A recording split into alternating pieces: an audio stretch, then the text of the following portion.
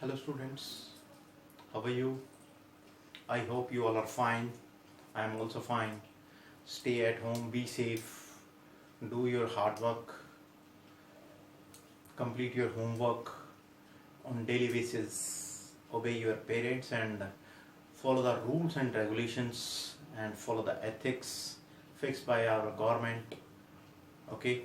And send the homework daily basis. Please, you should do your homework daily basis, okay? Now, today we are discussing about a new topic, same chapter. The chapter name is controlling and the relationship between planning and controlling. Okay. First of all, I'm telling again. I'm revising to you about relating to planning and also controlling. After that, we will discuss easily. Planning में हमने क्या किया था? Planning क्या? इसमें 4 points बताए हैं, nature and concept.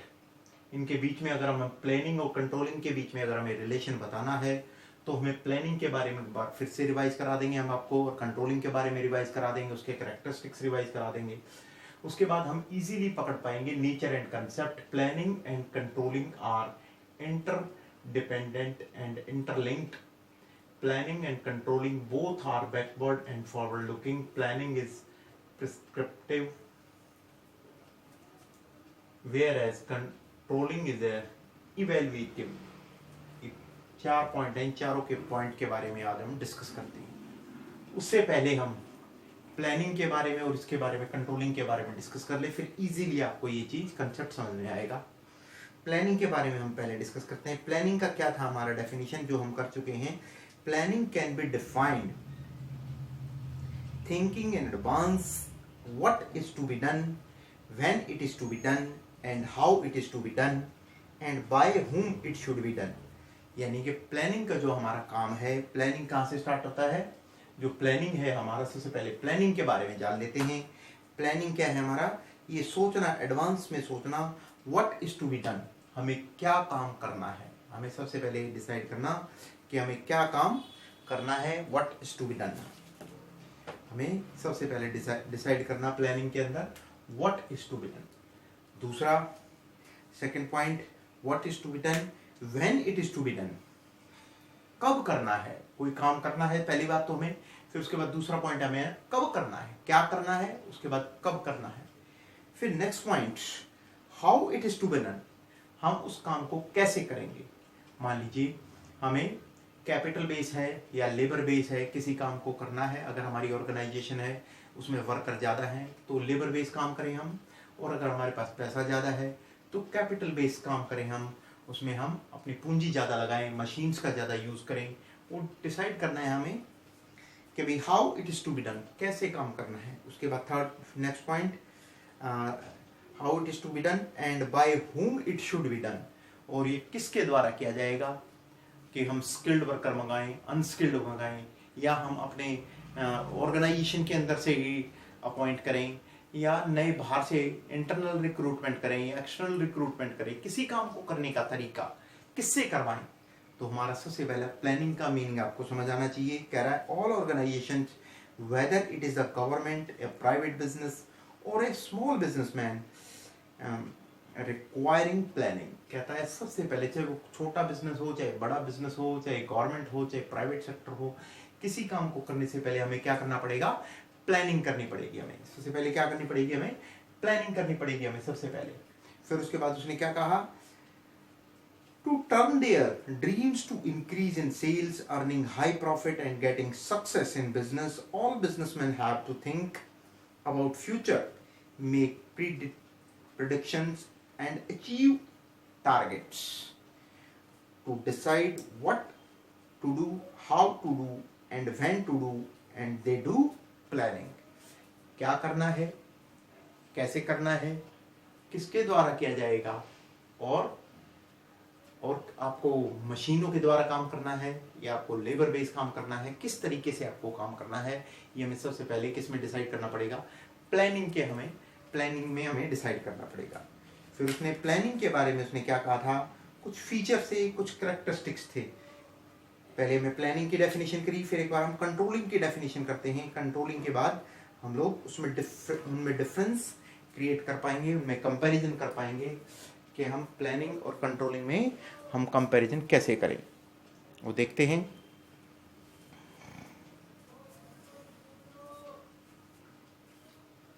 अब बारी आती है कंट्रोलिंग की।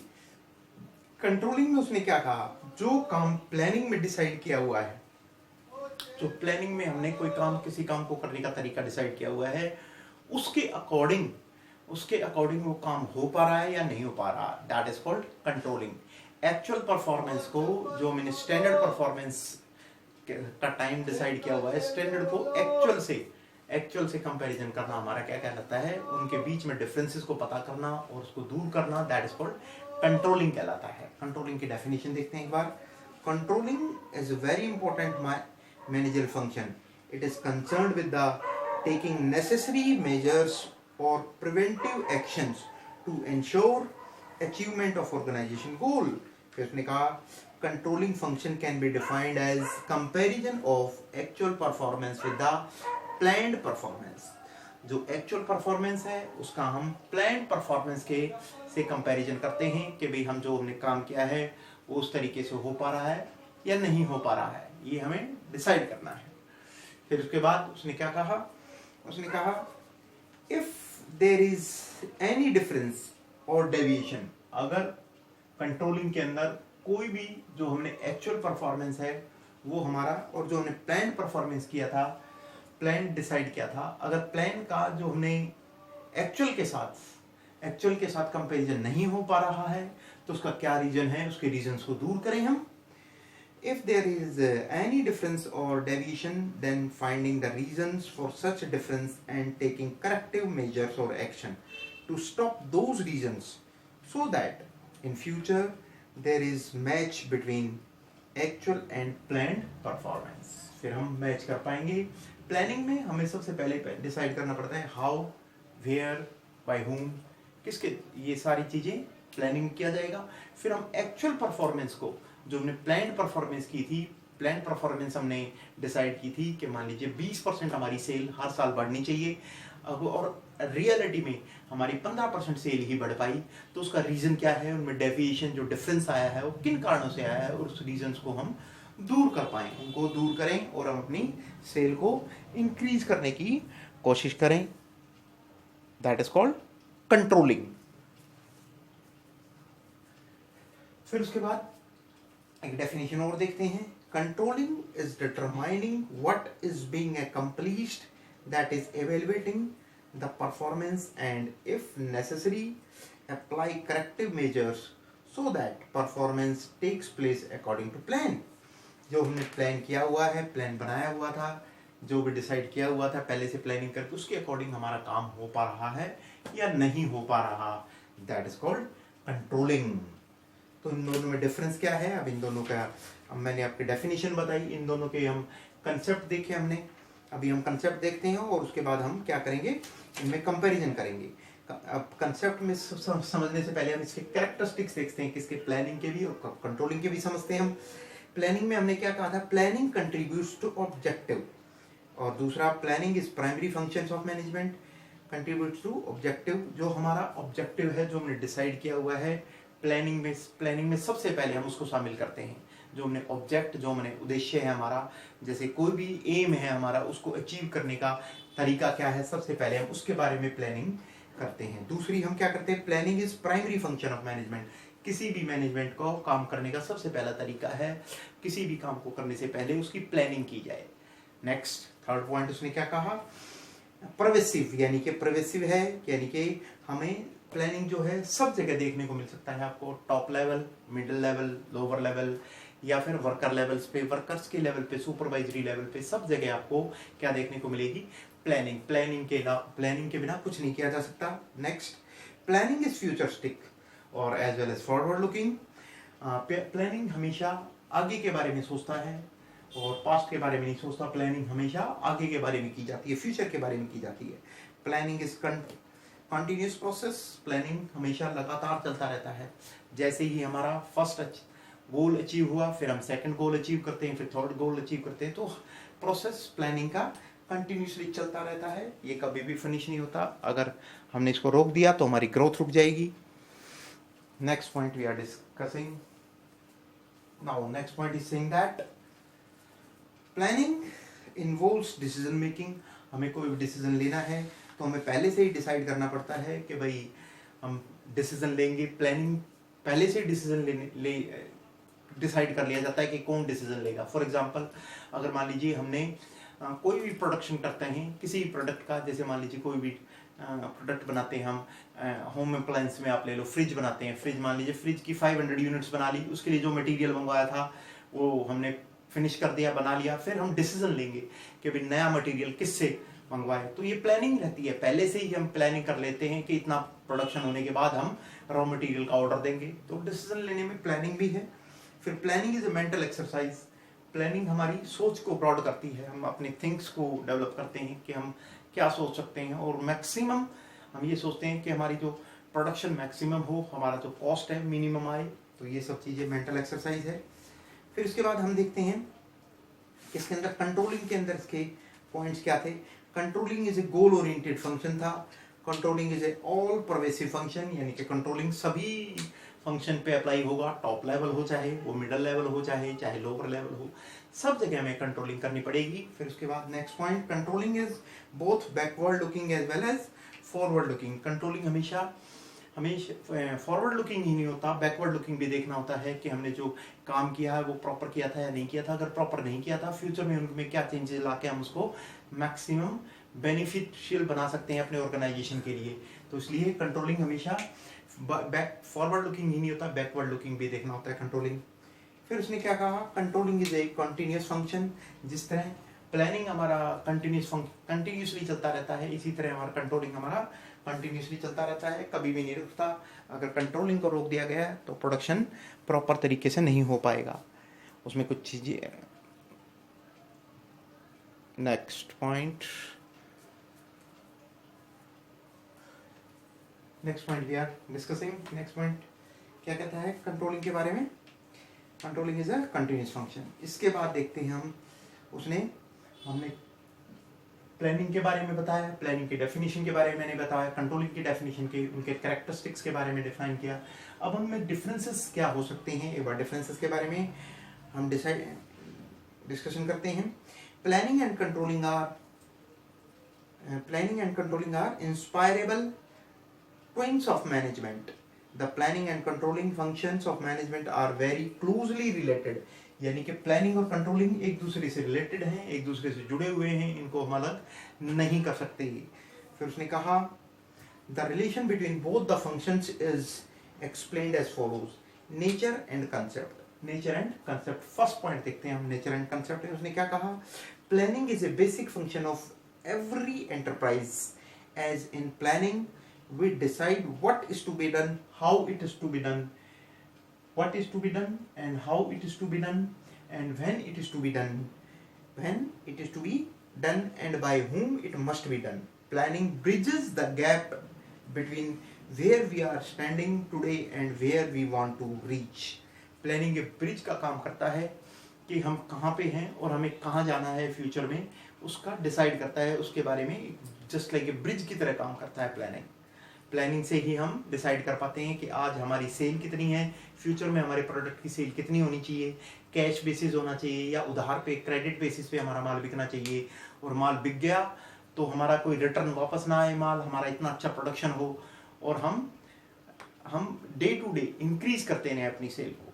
तो प्लानिंग में हम ये देखते हैं। फिर उसने कहा कंट्रोलिंग के बारे में कह रहा है, controlling means keeping a check that everything is in accordance with plan, and if there is any deviation, taking preventive measures to stop that deviations. Controlling कहता है कि हमें पता लगाना है कि जो हम एक्चुअल परफॉर्मेंस करते थे, कि एक्चुअल परफॉर्मेंस हुआ हमारा और जो हमने प्लान परफॉर्मेंस किया है उनके बीच में कोई डेविएशन आता है तो उसको हम दूर करने की कोशिश करें। ये एक दूसरे से कोरिलेट हैं, एक दूसरे से जुड़े हुए हैं, कौन, प्लानिंग और कंट्रोलिंग। फिर उसने कहा the meaning of controlling makes it clear that controlling function is undertaken for right and timely implementation of plan. यानी कि अगर सही तरीके से सही समय पे अगर हम डिसीजन लेंगे तो हम प्लानिंग को अकॉर्डिंग टू प्लानिंग हम काम कर पाएंगे, अगर हम सही तरीके से कंट्रोलिंग कर पाए तो ये हमारा फर्स्ट पॉइंट था, nature and concept. Now again हम सेकंड पॉइंट को डिस्कस करते हैं। अब हम लोग सेकंड पॉइंट कहता है planning and controlling are interdependent and interlinked, एक दूसरे से जुड़े हुए हैं। वो कैसे जुड़े हुए हैं इसके बारे में हम थोड़ा सा डिस्कस करते हैं। इसने कहा planning and controlling are interdependent and interlinked, planning and controlling functions always coexist, have to exist together as one function depends on the other. यानी कि अगर हम कोई किसी भी चीज की कंट्रोलिंग करना चाहते हैं तो सबसे पहले प्लानिंग होना चाहिए। अगर प्लानिंग ही नहीं होगी किसी चीज की तो हम कंट्रोलिंग किसकी करेंगे? तो सबसे पहले प्लानिंग होगी, उसके बाद कंट्रोलिंग होगी। अगर प्लानिंग ही नहीं होगी तो कंट्रोलिंग किसका कर पाएंगे हम? तो इसलिए एक दूसरे से इंटरलिंक है, एक दूसरे से जुड़े हुए हैं। Without planning we can't see that how we can control.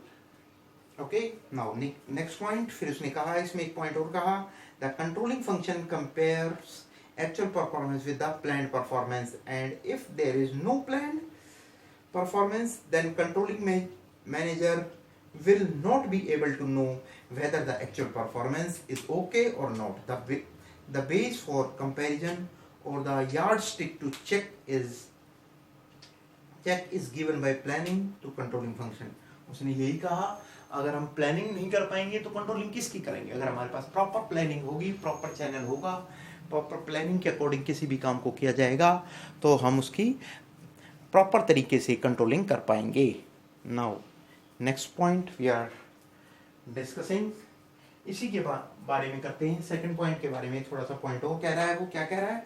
On the other hand the planning function is also dependent on controlling function, as plans are not made only on papers but these have to be followed and implemented in the organization. The controlling function makes sure that everyone follows the plan strictly, continuously monitoring and check in controlling function make it possible that everyone follows the plan.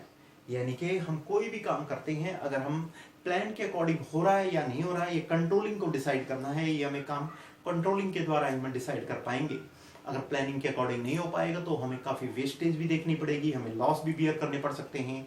अगर planning के according काम हो रहा है और उसमें कोई deviations आ जाए तो हम उसको दूर कर सकते हैं किसके द्वारा? कंट्रोलिंग के द्वारा, और दोबारा से हम रीप्लान कर सकते हैं किसी काम को करने के लिए। अगर हम रीप्लान करेंगे तो उसमें कॉस्ट भी लगेगी, लेकिन इसलिए हम पहले से ही डिसाइड करें कि हमारा कोई भी काम हो प्रॉपर चैनल तरीके से हो, प्रॉपर प्लानिंग से हो, नहीं तो कॉस्ट बढ़ जाएगी, और कॉस्ट बढ़ जाएगी तो मालिक को नुकसान होगा, ऑर्गेनाइजेशन को लॉस बियर करने पड़ सकते हैं। तो इसलिए कंट्रोलिंग और प्लानिंग एक दूसरे से जुड़े हुए इंटरलिंक हैं। So both the functions are interlinked and interdependent as for successful execution of both the functions. Planning and controlling must support each other. For example, if the workers have produced 800 units, अब मैं आपको एक example देता हूँ, example के द्वारा मैं आपको समझाता हूँ।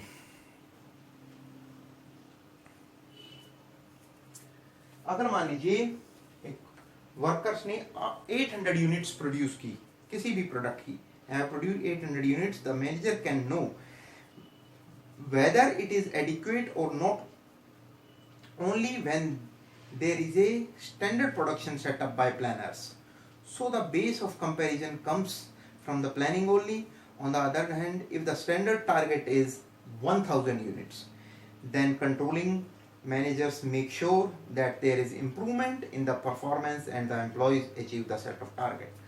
अब उसने क्या कहा? अगर मान लीजिए कोई भी प्रोडक्शन करते हैं, अगर किसी भी ऑर्गेनाइजेशन के अंदर, किसी भी फैक्ट्री के अंदर, किसी भी कंपनी के अंदर कोई भी प्रोडक्शन यूनिट लगी हुई है और वर्कर्स ने 800 यूनिट्स प्रोड्यूस की, बना दी, हमने कंट्रोल किया, देखा कि अभी 800 यूनिट्स बनके तैयार हैं, लेकिन अगर हमारा टारगेट प्लानिंग में टारगेट हमारा 1000 यूनिट्स का था और हमारी बन पाई सिर्फ 800 यूनिट्स, यानी कि 200 यूनिट्स कम बन पाई, तो उसके लिए कंपनी को लॉस होगा। कंपनी समय पे अपना जो प्रोडक्शन है, अपना प्रोडक्शन अपने कस्टमर्स तक नहीं पहुंचा पाएगी तो उसकी गुडविल गिरेगी तो डेफिनेटली इन फ्यूचर हमें ऑर्डर नहीं मिल पाएगा। तो इसलिए हम डिसाइड करें कि पहले टारगेट हमारा कितना था और हमने प्रोडक्शन कितना किया है, उसके अकॉर्डिंग ही हम प्लानिंग करें और कंट्रोलिंग कर पाएंगे। पहले हम डिसाइड कर लें कि हम डिसाइड में देख सकते हैं कि 1000 यूनिट थी, उसके बाद हम पता करेंगे कि 800 यूनिट्स बन पाई और 200 यूनिट कम बनी, तो उसको हम उसके जो डेविएशंस हैं, जो कमियां हैं, उसको दूर करें। Next point, we have already discussed 2 points, nature and concept, and planning and controlling are interdependent and interlink each other. Next point, we can discuss planning and controlling both are backward and forward looking. Okay, उसने कहा planning and controlling both are backward and forward looking. उसमें कहा गया है planning और controlling backward looking के साथ साथ फॉरवर्ड लुकिंग भी है, दोनों हैं। अगर हम planning according to planning and controlling, अगर हम कंट्रोलिंग में बैकवर्ड लुकिंग ये नहीं देखेंगे कि हमने क्या प्लान किया था और क्या फ्यूचर में होगा और किस तरह की कंट्रोलिंग की जाएगी, तो हम दोनों में लिंक नहीं कर पाएंगे। तो इसलिए वो कह रहा है फॉरवर्ड लुकिंग भी है, फॉरवर्ड लुकिंग भी है और बैकवर्ड लुकिंग भी है। दोनों तरफ देखना पड़ता है कि हमने जो प्लान किया था उसके अकॉर्डिंग हमारा काम, हमारा प्रोडक्शन, हमारी जो सेल्स है, हमारी सर्विसेज है, वो हो पा रही हैं या नहीं हो पा रही। Now we are saying that controlling is a backward looking, controlling is a backward looking because like a postmortem of past activities, यानी कि जो हमने पहले काम किया है उसका हम उसका रिव्यू लें, उसका हम पोस्टमार्टम करें कि हम किस कारण से हमारी सेल कम हुई थी या किन रीजन से हमारी सेल बढ़ी है, ये भी हम पता लगाएं। The manager look back to previous years performance and to find out its deviation from standard planning is also forward looking because planning is guided by past experience and feedback report of controlling function.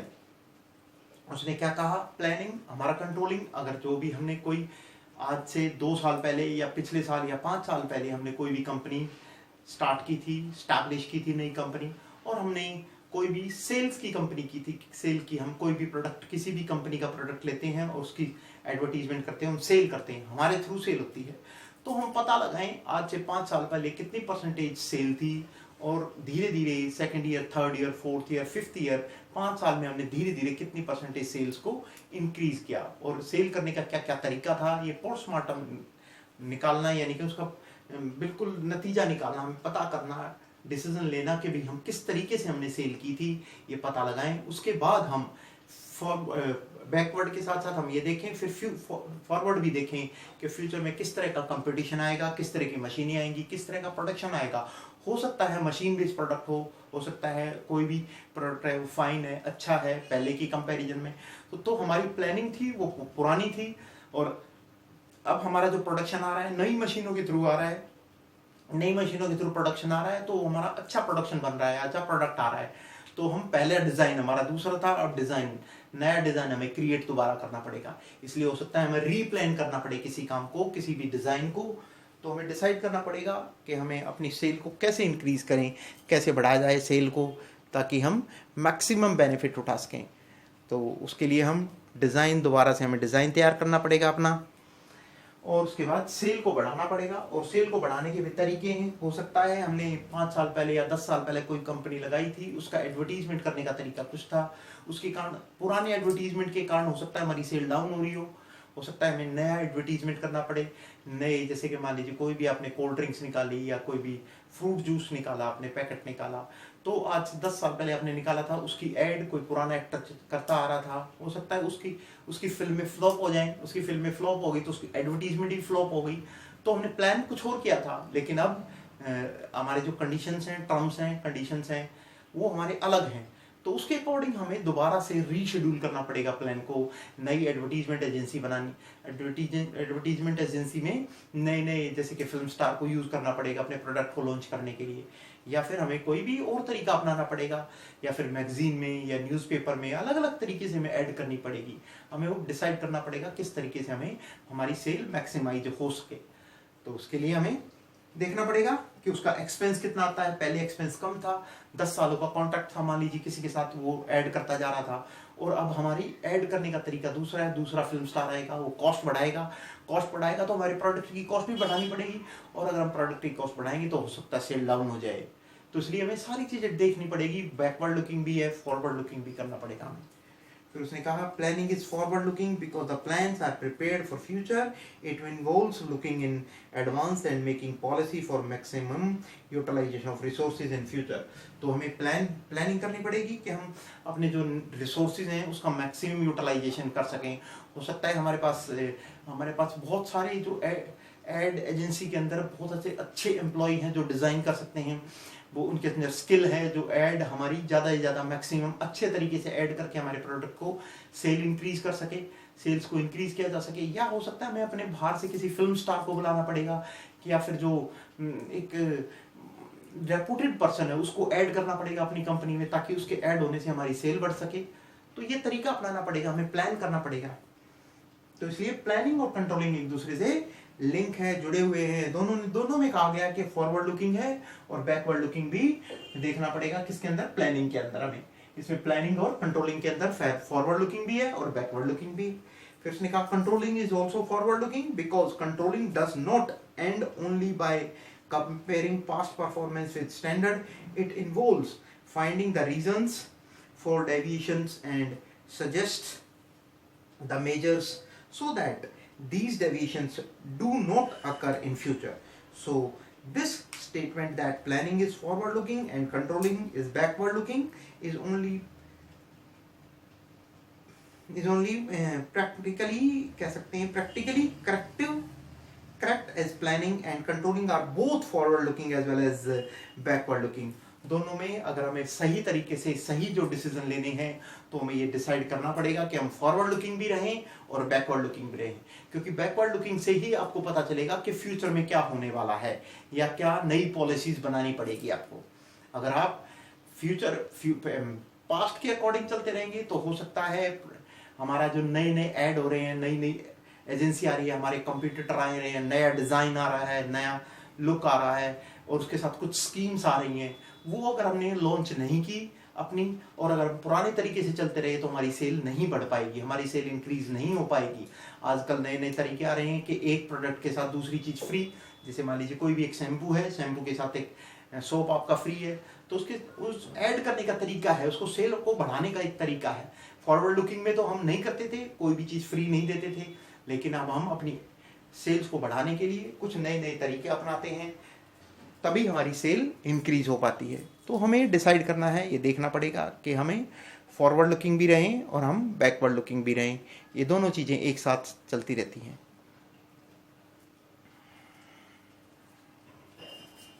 इसके बाद जैसे आप एक example और ले सकते हैं forward और बैकवर्ड लुकिंग के अंदर। अगर मान लीजिए आपका कोई भी प्रोडक्ट सेल करने का तरीका क्या था, पहले हमारी आज से मान लीजिए 20 साल पहले आपने कोई कंपनी खोली थी और आप ट्रांसपोर्ट का जो हमारा ट्रांसपोर्ट के थ्रू आप कोई भी फूड प्रोडक्ट की कंपनी थी और आप ट्रांसपोर्ट, मान लीजिए उस टाइम पेट्रोल सस्ता था तो आपने गाड़ियाँ खरीद ली थी, गाड़ियाँ खूब सारी खरीदी थी, होम डिलीवरी करते थे गाड़ियों में कोई भी प्रोडक्ट की, जैसे खाने पीने की कोई भी चीज़ें बनाई तो आप गाड़ियों के थ्रू उसको सेल आउट करते थे। गाड़ियाँ उस टाइम पहले आज से 20 साल पहले गाड़ियाँ भी सस्ती थी और पेट्रोल भी सस्ता था, इस कारण से आपने जो 20 to 25 ईयर्स तक गाड़ी चलने वाली है जो अच्छी गाड़ियाँ हैं उसको खरीद लिया और आपने उसको फिटनेस भी उसका मेंटेन रखा और चलाते रहे उसको। लेकिन अब कॉस्ट क्या है, पेट्रोल की कॉस्ट हाई है। आज से 20 साल पहले पेट्रोल की 10-12 रुपये कीमत थी, लेकिन अब बहुत ज़्यादा कॉस्ट हो चुकी है, उससे 10 गुना ज़्यादा आप कह सकते हो, 8-9 गुना ज़्यादा, 10 गुना ज़्यादा आपका पेट्रोल की कॉस्ट बढ़ चुकी है। तो उसको पेट्रोल की कॉस्ट के कारण हमारे प्रोडक्ट की कॉस्ट बढ़ानी पड़ेगी। हम टाइम टू टाइम हम कॉस्ट को बढ़ाते रहे, लेकिन अब हमें स्ट्रेटेजी क्या बनानी पड़ेगी। हम 4 व्हीलर पहले यूज़ करते थे, अब हमें 2 व्हीलर पे आना पड़ेगा। 2 व्हीलर क्योंकि पेट्रोल की कीमत बढ़ गई है, या फिर हमें इलेक्ट्रिक गाड़ियों का यूज़ करना पड़ेगा और सोलर की चीज़ें यूज़ करनी पड़ेगी, ताकि हमारी प्रोडक्ट की कॉस्ट, जो भी हमारी ट्रांसपोर्टेशन कॉस्ट है वो कॉस्ट कम हो सके और प्रोडक्ट को हम ज़्यादा से ज़्यादा बेच पाएँ, उसकी कॉस्ट को हम रिकवर कर पाएँ। तो हमें डिसाइड करना पड़ेगा हम अपनी सेल को कैसे इंक्रीज कर सकें। Now next point, now we are discussing fourth point, planning is prescriptive whereas controlling is evaluating. Planning is basically an intellectual process involving lot of thinking, comparison to prescribe a particular course of action for achieving objectives. Controlling, on the other hand, evaluate or check whether the desired course of action is followed or not. हमें controlling में, planning में तो हम ये पता करते हैं, जो हम कोई भी चीज को नया लॉन्च करना हो, नई कोई भी प्रोडक्ट को नया लॉन्च करना हो तो प्लानिंग कहलाएगा, प्लानिंग करना है स्टार्टिंग में। लेकिन कंट्रोलिंग में, कंट्रोलिंग हमें इवेलुएट भी करना है, उसको कैलकुलेट भी करना है। प्लानिंग में तो हम ये डिसाइड कर देते हैं कि हम प्रोडक्ट बनाएंगे, हम कॉस्ट को इतना नहीं देखते प्लानिंग के अंदर, लेकिन कंट्रोलिंग में हम एक एक रुपए का हिसाब किताब रखते हैं। प्लानिंग में तो हमें डिसाइड कर लिया, स्टार्टिंग में तो हम ये डिसाइड कर लिया कि कोई भी प्रोडक्ट बनाएंगे, हमें फैक्ट्री चाहिए, लैंड चाहिए, फैक्ट्री बनाएंगे, उस पर कंस्ट्रक्ट करेंगे। हम कॉस्ट इतना मैटर नहीं करता प्लानिंग में, क्योंकि प्लानिंग तो हम स्टार्टिंग में तो हाई कॉस्ट लगेगी कोई भी प्रोडक्ट लॉन्च करना है तो। लेकिन कंट्रोलिंग में जब कंट्रोलिंग की बारी आती है तो उसमें हमें एक एक रुपए का हिसाब किताब रखना पड़ता है, तभी हम अपने प्रोडक्ट की एक्चुअल कॉस्ट निकाल पाते हैं और प्रॉफिट निकाल पाएंगे।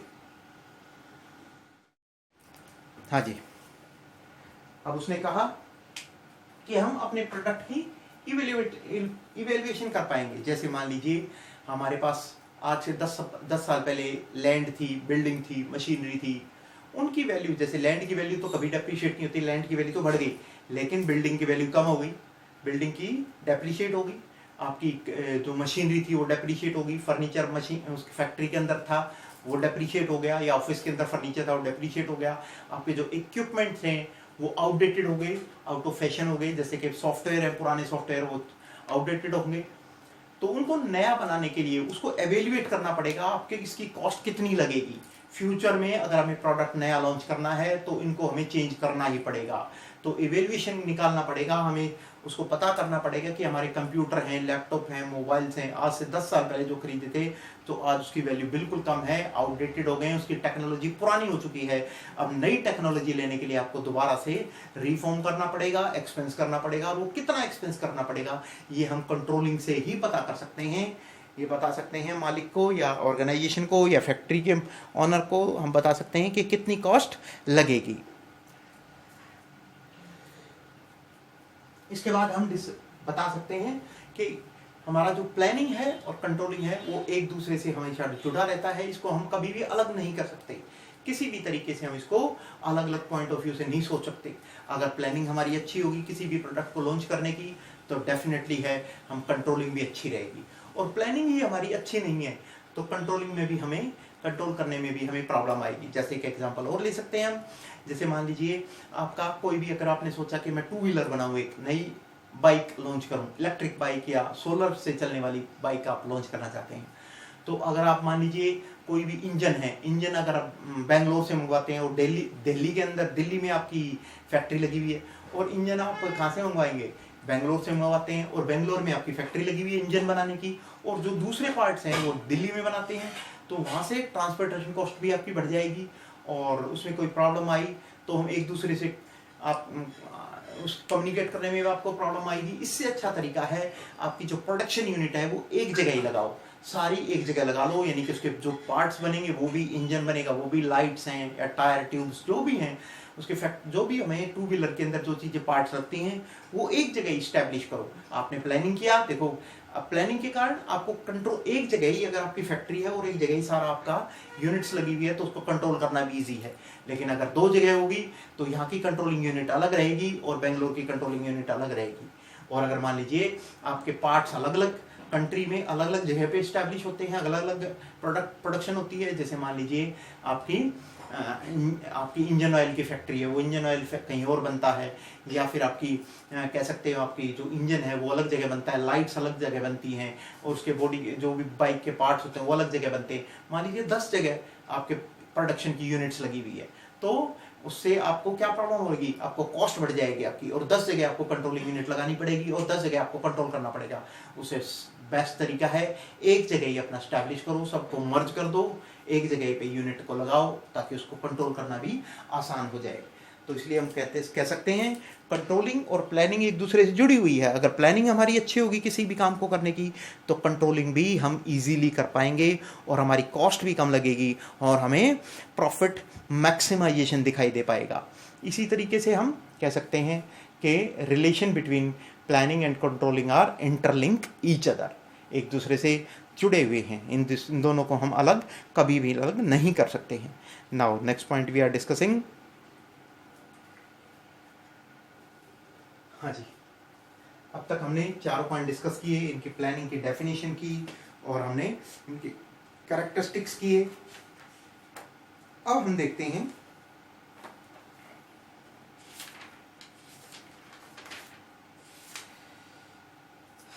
फिर अब हम importance and significance of planning देख लेते हैं। फिर मैं कंट्रोलिंग का बताऊंगा, दोनों में डिफरेंस बताऊंगा आपको मैं। फिर उसने कहा प्लानिंग प्रोवाइड्स डायरेक्शन। प्लानिंग हमें एक डायरेक्शन भी प्रोवाइड करती है कि किसी भी प्रोडक्ट को लॉन्च करने का एक तरीका क्या है। पहले हम उसको प्लानिंग में सबसे पहले हम उसका डिज़ाइन तैयार करें। डिज़ाइन, अगर हमारे पास कोई भी लैंड नहीं है, बिल्डिंग नहीं है, कुछ भी नहीं है, तो पहले हम माइंड में प्रिपरेशन करें किसी भी चीज़ प्रोडक्ट की प्लानिंग। फिर उसके हम एक फाइल बनाएं, फाइल बनाने के बाद वो कहीं पे जमा करवाएं, जैसे बैंक से लोन लेने के लिए, अप्रूवल लेने के लिए हमसे रिक्वेस्ट करें। तो हमें सबसे पहले माइंड में सोचना पड़ेगा, इसलिए हमारी मेंटल एक्सरसाइज भी है। प्लानिंग को पहले हम अपने माइंड में सोचें, उसके बाद इम्प्लीमेंट करने के लिए हम क्या करें, इम्प्लीमेंट करने के लिए उसको एक फ़ाइल तैयार करें और एक फ़ाइल तैयार करने के बाद हम उसको बैंक के पास ले जाएं अप्रूवल के लिए। अगर हम लोन चाहिए हो तो लोन हम ले सकते हैं, बैंक से लोन ले सकते हैं। कोई चीज़ हमारे पास गिरवी रखने के लिए है तो मॉर्गेज लोन ले सकते हैं। और हो सकता है अगर आपकी प्लानिंग अच्छी है तो आपको लोन इजीली मिल जाए, अप्रूव जल्दी हो जाए। और आपके प्लानिंग में ही इतना स्ट्रॉन्गनेस नहीं है तो हो सकता है आपको लोन मिल पाना भी मुश्किल हो जाएगा। तो इसलिए प्लानिंग हमें क्या देता है, हमें डायरेक्शन देता है किसी भी काम को करने की। Planning reduces the risk of uncertainty. जो हमारे रिस्क होते हैं, अनसर्टेन होते हैं, उनको हम नहीं पहचान सकते कि कब क्या होगा, बाढ़, सूखा या कोई बीमारी आएगी, जैसे कोविड-19 आ गया, डिजीज आ गई। जैसे मान लीजिए हमारी कोई मेडिसिन की हमने फैक्ट्री लगाई थी और मेडिसिन की फैक्ट्री हमने नॉर्मल मेडिसिन की फैक्ट्री लगाई थी, हमें क्या पता था कोविड-19 आ जाएगा, इसलिए मेडिसिन दूसरी बनानी पड़ जाएगी हमें। तो हमें अनसर्टेनिटी को कम कर सकता है, उसको बिल्कुल तरीके से खत्म नहीं कर सकता। अनसर्टेनिटी को कम करने की कोशिश हो सकती है किसके द्वारा, अगर हमारी प्लानिंग अच्छी है तो। Now next point, planning reduces overlapping and wasteful activities. अगर हम प्लानिंग हमारी अच्छी होगी तो वेस्टफुल एक्टिविटी कम होगी। अगर मान लीजिए जैसे हमारी प्लानिंग है, मशीन हमारी जो फास्ट मूविंग मशीनें अगर हम लेके आते हैं, फास्ट मशीनें ले आते हैं जिससे काम करना आसान हो जाता है, कॉस्ट भी कम होगी और लेबर भी कम लगेगी। तो हम अगर अच्छी प्लानिंग है हमारी तो काम को दोबारा नहीं कर पाएंगे, ओवरलैपिंग नहीं हो पाएगी और हम वेस्टेज जो जाती थी हमारी प्रोडक्ट की, जो वेस्ट जाती थी वो वेस्टफुल एक्टिविटी भी कम हो जाएगी अगर हमारी प्लानिंग अच्छी है तो। Now next point we are discussing. Next point हम कह सकते हैं कि प्लानिंग में तो प्लानिंग क्या करती है, प्लानिंग प्रमोट्स इनोवेटिव आइडियाज, जो नए नए आइडिया हैं उनको प्रमोट करती है। और प्लानिंग फैसिलिटी डिसीजन मेकिंग में जल्दी डिसीजन लेने के लिए हमें मदद करती है। Planning establish standard for controlling करने में के लिए भी हमें हमारी मदद करती है कौन, प्लानिंग। फिर उसके बाद हमने क्या देखा, इसके बाद हम कह सकते हैं इंपॉर्टेंस ऑफ कंट्रोलिंग को भी एक बार रीड कर लेते हैं। एक बार हम कंट्रोलिंग के बारे में भी कहता है, हेल्प्स इन अचीविंग ऑर्गेनाइजेशन गोल।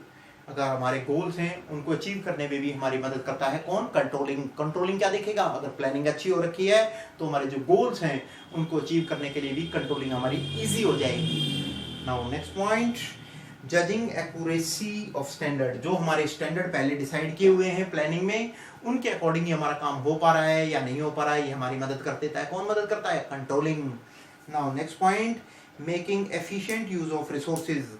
हम अपने रिसोर्सेज को मैक्सिमम यूटिलाइजेशन कर पाएंगे अगर हमारी प्लानिंग अच्छी होगी तो हम अपने रिसोर्सेज, नेचुरल रिसोर्सेज को ज़्यादा से ज़्यादा यूज़ कर सकते हैं।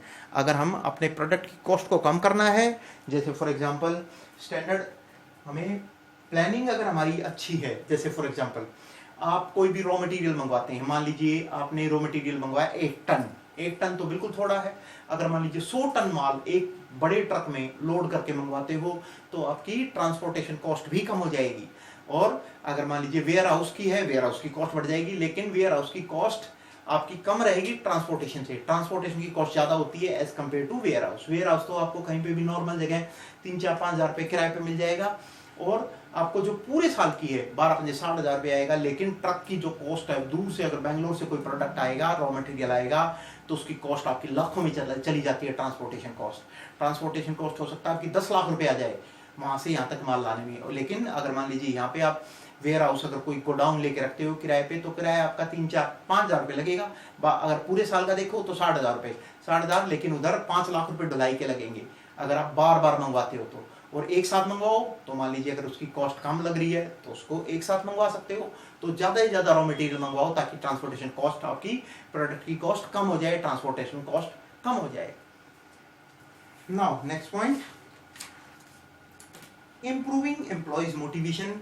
अगर कंट्रोलिंग अच्छी रहेगी हमारी, तो जो हमारे यहाँ नीचे काम करने वाले हैं एम्प्लॉय है हमारे पास, उनको मोटिवेट किया जा सकता है कि आप प्रोडक्ट को अच्छे से बनाइए, आपको इनाम दिया जाएगा, आपकी सैलरी बढ़ा दी जाएगी, या पीस वेज सिस्टम, पीस के रेट के हिसाब से आपको पैसा दिया जाता है तो उसकी परसेंटेज बढ़ा दी जाएगी।